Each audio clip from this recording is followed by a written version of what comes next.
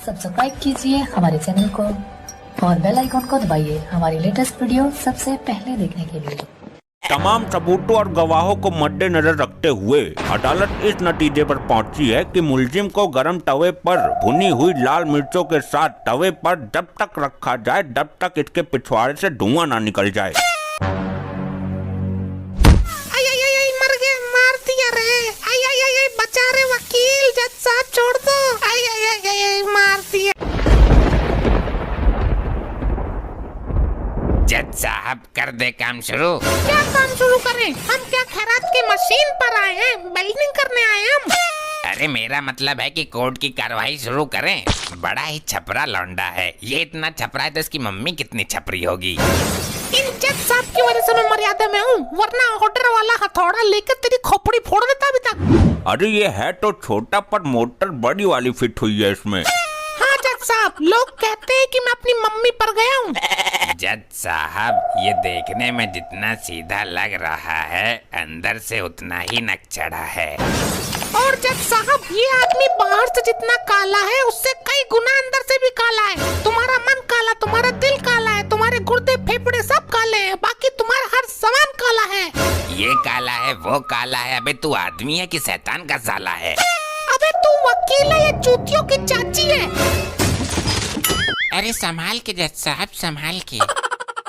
जज साहब ये कल का लौंडा बेफुजूल की बातें करके अदालत का वक्त जाहिर कर रहा है। कोई वक्त जायज नहीं हो रहा है, किसी को कोई जल्दी नहीं है, समझे? लेकिन मुझे तो जल्दी है। क्यों, तुम्हें क्या लगन रिश्ते में जाना है किसी के? तमीज से बात करो वरना। क्या वरना है? क्या वरना? बोल बोल जल्दी। ऑर्डर ऑर्डर ऑर्डर, तुम अदालत की तौहीन कर रहे हो। तौहीनी तो हमारे बाप ने कर रखी है, मुझे कोर्ट में घसीट लाया। अरे दूसरे पक्ष को भी बोलने का मौका दो, इतना तो तुम्हारा वकील भी नहीं बोल रहा है। हाँ कार्रवाई शुरू करो। अगर तूने इस बार बीच में अड़ंगा लगाया ना तो सजाए मौत दूंगा तुझे। जज साहब ये जो कटघरे में लाचार खड़ा है ये लौंडे का बाप है। इनके साथ बड़ा ही शर्मनाक और दर्दनाक हादसा हुआ है। अच्छा, इनकी इज्जत पर हमला हो गया क्या? लुट गई कि बिक गई? जज साहब इससे भी बड़ा हादसा हुआ है जिसे सुनकर आप हिल जाएंगे। अरे तो जल्दी बताओ, अदालत को गुमराह क्यों कर रहे हो? जज साहब 3 तारीख की रात को जब मेरा मुवक्किल गहरी नींद में सो रहा था तब आगे भी बोलो महाराज। आगे बताते हुए मेरी आत्मा रो रही है जज साहब। तब इसने मौका पाकर उसके अबे आगे बोल, कल सुबह पनवेल निकलना है हमें। उसके पिछवाड़े में मिर्ची भर दी पिसी हुई, वो भी 2 पैकेट। क्या ये केस तो दुनिया से ही निराला है, ऐसा देश में पहली बार हुआ है। जज साहब बाप के साथ ऐसा क्रूर व्यवहार करते हुए इसका कलेजा नहीं कांपा। ऐसी शर्मनाक हरकतें करने के लिए इसे कड़ी से कड़ी सजा दी जाए। कड़ी से कड़ी मतलब तू क्या मुझे कोलू में पिसवाएगा? जज साहब ये मेरे मुवक्किल पर गंभीर आरोप लगा रहे हैं। जज साहब ये सच है, बिल्कुल सच, और इस सच को दुनिया की कोई भी ताकत झुठला नहीं सकती।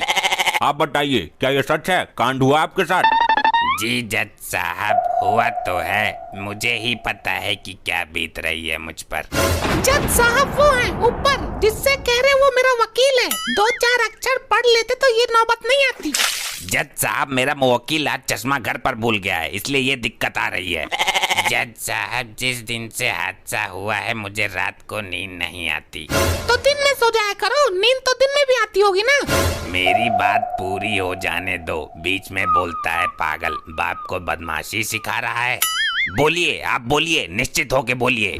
जज साहब उस हादसे के बाद मेरे पिछवाड़े की तो दुर्गति हो गई। पूरे दिन सुलगता रहता है, हर समय इसमें आग ही आग निकलती रहती है। मैं अपना ज्यादातर समय पानी के टब में बिताता हूँ। जज साहब मुझे इंसाफ चाहिए, इंसाफ। जज साहब इंसाफ चाहिए।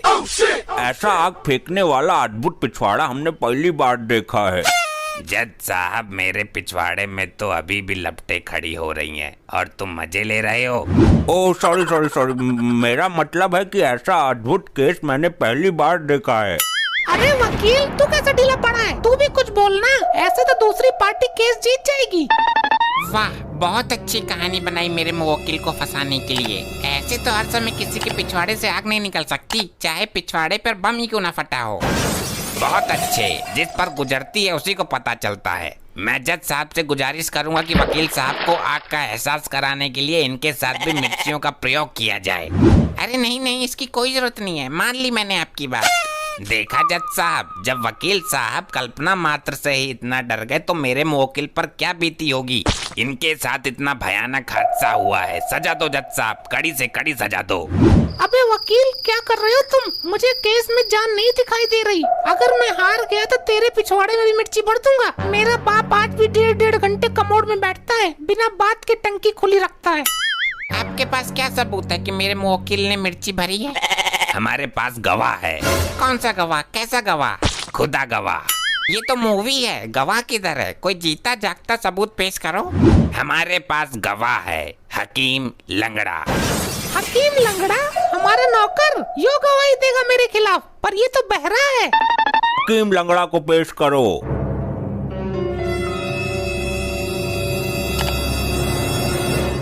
यो कैसा गवाह लाए हो? नाम हकीम लंगड़ा और है गंजा। जज साहब, नाम है लंगड़ा और देखने में है गंजा, और वैसे तो है ये बहरा। क्या बहरा भी है यो? तो ये क्या गवाही देगा? दूसरा कोई नहीं मिला? इसे तो कुछ सुनाई नहीं दिया होगा। जज साहब, जोर से बोलने पर आवाज आ जाती है इसे। तो हाँ भाई, तुम गवाही दोगे? अच्छी बात है, पर तुम मुझे दवाई क्यों दोगे? तुम जज हो कि डॉक्टर हो? अबे जज साहब, गवाही के लिए बोल रहे हैं, गवाही के लिए। अबे तो रजाई का मैं क्या करूँगा इतनी गर्मी में? तू एक काम कर, हल्का वाला कंबल दिलवा दे। जज साहब, ये गवाह नहीं चलेगा, अदालत का कीमती वक्त खराब हो रहा है। हकीम लंगड़े, गवाही देगा कि नहीं देगा तू? हाँ हाँ, दूंगा, जरूर दूंगा गवाही, इसलिए तो मैं आया हूँ। तो गीता पर हाथ रख के कसम खाओ कि मैं जो कहूँगा सच कहूँगा। नहीं वकील साहब, मैं अब सुधर गया। मैं अब किसी संगीता पर हाथ नहीं रखूंगा। संगीता नहीं, गीता की बात कर रहा हूँ मैं। गीता, गीता। कौन बबीता? हमारी पुरानी वाली गर्लफ्रेंड? अरे याद मत दिलाओ उसकी, पुराने घावों को मत खोलो। सोचता हूँ तो आंखों से आंसू की धारा फूट पड़ती है। अबे गीता की कसम खानी है, गीता की। कमाल करते हो वकील साहब, मैं ऐसे किसी भी औरत की कसम नहीं खाता। मैंने आज तक तो अपनी ही औरत की कसम नहीं खाई। अबे गीता, गीता, गीता, ये वाली गीता, भगवत गीता। अच्छा, मैं जो कहूँगा सच कहूँगा। तो बताओ, इनके साथ हुए भीषण हादसे में तुमने क्या देखा? ना जज साहब, चप्पल तो रिलैक्सो की ही अच्छी होती है। अबे क्या बोल रहा है ये कैसा गवाह है बे? अरे ना जज साहब, मैं तो मंडल पिया करूँ 86 का, रहने दो आप। अबे इसे सही सही बुलवाओ, वरना 3 दिन की रिमांड पर भिजवाता हूँ इसे अभी। अबे तुमने मौके पर क्या देखा ये बताओ? मैंने देखा कि ये लड़का मालिक साहब के कमरों से मिर्चों की खाली पैकेट लेकर निकल रहा है और मालिक चिल्ला रहे हैं। फिर मैं उनके पास पहुंचता हूं तो सारा पराकरण समझ में आ गया। जज साहब, सुना आपने? अब केस बिल्कुल 300 फीट के पानी की तरह क्लियर है। इस युवक को कड़ी से कड़ी सजा देकर मेरे मुवक्किल को इंसाफ दिया जाए साहब। जज साहब, ये एक फर्जी गवाह है, उसे खरीदा गया है। जब उसे सुनाई नहीं देता तो चिल्लाने की आवाज कैसे सुन सकता है वो? तुम केस हार गए, उसे तेज आवाज सुनाई देती है। तुम्हें अपनी सफाई में कुछ कहना हो तो कहो। मैं नहा के आया हूँ और दांत भी साफ किए हैं। अरे ये नहीं, अपने बचाव में कुछ कहो, झूठ मूठ कुछ भी बोल दो। जज साहब, जो कुछ भी हुआ अनजाने में हुआ। बात ये है कि मुझे मिर्चों का पैकेट खाली करना था, कुछ मिल नहीं रहा था और अंधेरा बहुत ज्यादा था। तभी मेरा हाथ अंधेरों में 2 तकियों के बीच में आ गया। हमने वो मिर्च का पैकेट वहीं खोल दिया। फिर बाद में पता चला कि वो तकिया नहीं था, बल्कि हमारा बाप उल्टा होकर सो रहा था। मतलब ये कर्मकांड तुमने ही किया है? चलो ये तो साबित हो गया। अरे वकील साहब, ये केस तो हार गए हम। तो मैं क्या करूं? मैंने तो बोला था कि अपने बचाव में कुछ बोलो, तुमने सीधा ही गुनाह कबूल कर लिया। तमाम सबूतों और गवाहों को मद्देनजर रखते हुए अदालत इस नतीजे पर पहुंची है कि मुलजिम को गरम तवे पर भुनी हुई लाल मिर्चों के साथ तवे पर जब तक रखा जाए जब तक इसके पिछवाड़े से धुआं ना निकल जाए। ये क्या बात हुई जज साहब? ये तो फैसला ही गलत है। ऐसे इंसाफ होता है? जज के फैसले पर उंगली उठाता है, सवाल खड़े करता है। तुझे 3 दिन के लिए रिमांड पर भिजवा दूंगा। ये सब इसी की वजह से हुआ है।